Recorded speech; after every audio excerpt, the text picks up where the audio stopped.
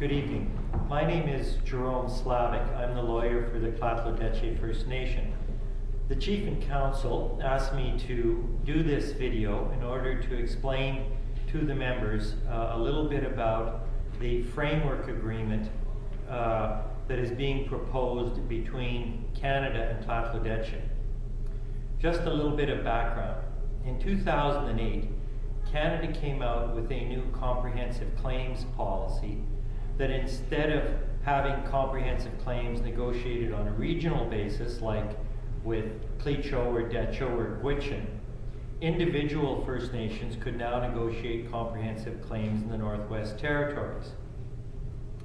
For the last couple years, the KFN has discussed with Canada what it would look like for the KFN to negotiate a comprehensive claim. As a result of discussions between the First Nation and Canada over the last year, the parties have negotiated what is called a framework agreement. Now, I want to explain to you what a framework agreement is. Framework agreement sets out a process and an agenda for future negotiations between the First Nation and Canada on the terms on which they would settle a comprehensive claim. Now, why is the KFN looking at this? Well, the main reason for entering into the framework agreement and the negotiations that follow is to give the members of the First Nation a choice as to what their future would look like. Once the new agreement is negotiated, the members will then have a choice. Do they want to vote on the new comprehensive claim agreement, or do they wish to keep the existing status quo reserve under the Indian Act? Under the new agreement, which is yet to be negotiated, the First Nation will have self-government. They will have approximately 1,700 square miles of land. They will have their own community government and a continuation of many of their rights under Treaty 8. That is an option which the First Nation may wish to consider. So the framework agreement right now just really will set up a set of negotiations between the First Nation and Canada to develop a new agreement, which will then be brought before all the members of the KFN to be approved. We expect it'll take approximately 2 to 3 years to negotiate this agreement, and during that time the members will be kept informed about these negotiations. But the new agreement will not be final or binding until it is approved by the members. People have asked certain questions about the framework agreement and comprehensive claims.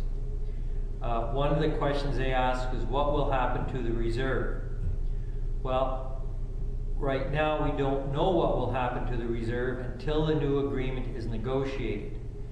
Canada has said, well, you either have to take the new comprehensive claim or keep the reserve. That's their current policy. But by the time this agreement is negotiated in 2 or 3 years, that policy may change. So we don't know what's going to happen to the reserve. If they keep the existing policy, then people may have to choose between keeping the reserve and the Indian Act, or getting much more land in fee simple under a self-government agreement. But I do want to emphasize, in both situations, the actual land where the reserve is will remain in the hands of the Tlahtlodeche people. The reserve lands will not be lost. The only thing that will be negotiated is whether they are reserve lands or fee simple lands. What is the framework agreement precisely? Are we losing our treaty rights? No, there's no loss of treaty rights under the framework agreement. The framework agreement is simply an agreement to negotiate a new land claim agreement. It is not the new land claim agreement. It's just an agreement to negotiate, and it sets out what we're going to negotiate: land, money, government, jurisdiction, all those questions. It simply is an agenda for negotiations.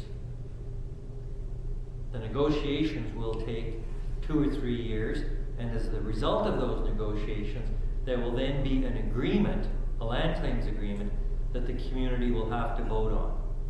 At this stage, all we're doing is agreeing to negotiate. Are we losing our hunting and our hunting rights on our KFN? No, the Treaty 8 hunting, fishing, and trapping rights will be maintained under the new agreement. On the KFN settlement lands, of course, we will be able to set up and control all the hunting, fishing, and trapping that goes on those lands. Those will be exclusively our lands. But the Treaty 8 hunting, fishing, and trapping rights of members will continue, for example, in Alberta, in the park, and in other areas.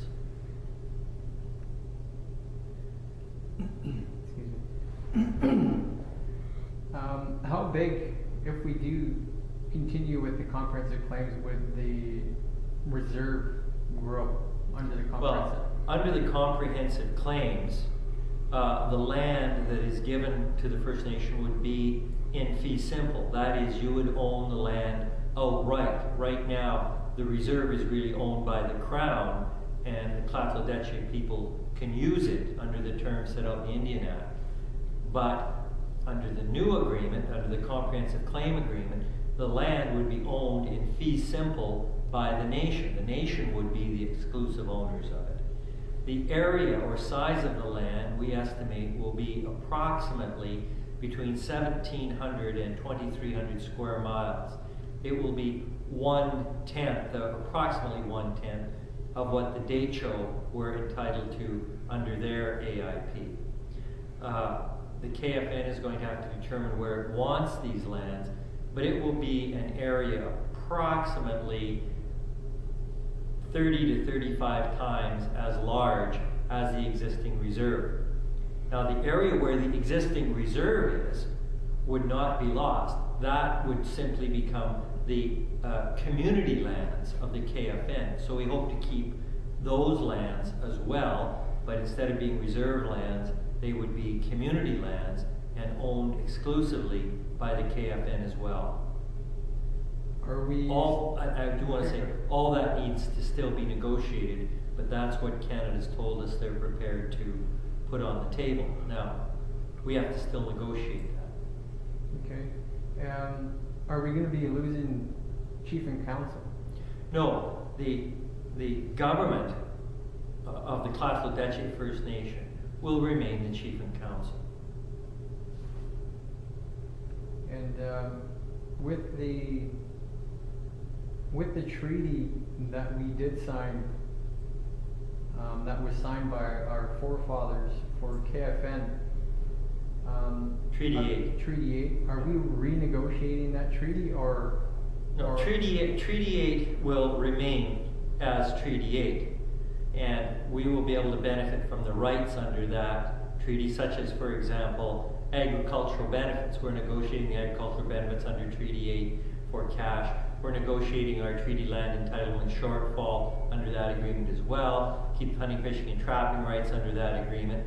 But in addition, there will be a new treaty here that will give us, or potentially could give KFN, a larger area of ownership of land. And it will give them self-government, not under the Indian Act, plus a new financial arrangement. So Treaty 8 is not being eliminated or wiped out. The rights on that will continue, but the new treaty will cover a different area of land, self-government, etc.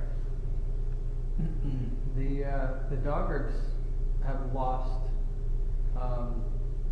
their chief and council in all of the communities, because they negotiated a regional